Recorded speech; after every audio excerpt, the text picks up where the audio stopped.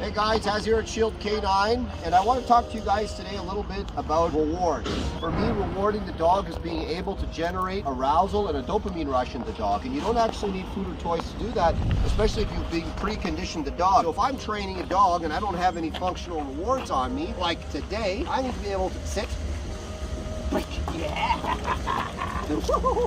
Yes, I can give her food. Yes, I can give her a toy reward. If I don't have those things, I can still reward the dog and let her know that she did well and create a motivation in the dog to do the right thing. So we're gonna just start with some basic heeling, and you'll notice the behavior in the heel, right? That the dog's fairly,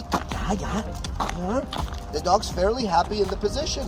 And this is not an accident. And I'm putting pressure on her, and she still stays pretty solid in the behavior. And again, the way that I do this is completely different than how I train sport. I just need a reliable dog, so the behavior that I manufacture is a behavior that becomes reliable because I'm not asking more than what the dog can do. You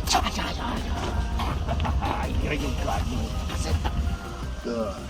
So you guys see what's happening, right? A little bit stressed by the environment and this is up. But see, I put the pressure on her and the body language actually improves. It doesn't decrease. And the reason why is because of the conditioning and the foundation that I put into this dog to create an activation to pressure. I don't want a suppression to pressure from her. What I want from her is when I put the pressure on her, that she becomes active but intuitive. So right now, you can see that, right?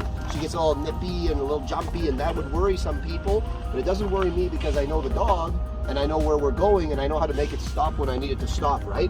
And I really want the dog to become powerful in the obedience, even though it's functional obedience. This is the foundation I'm laying on the dog so that I'll be able to take her off leash within a month or two. Anyways, this is a little bit about what I do, guys. So when you see this dog going off leash with me everywhere soon, and you wonder how I got there, you're seeing some of the process.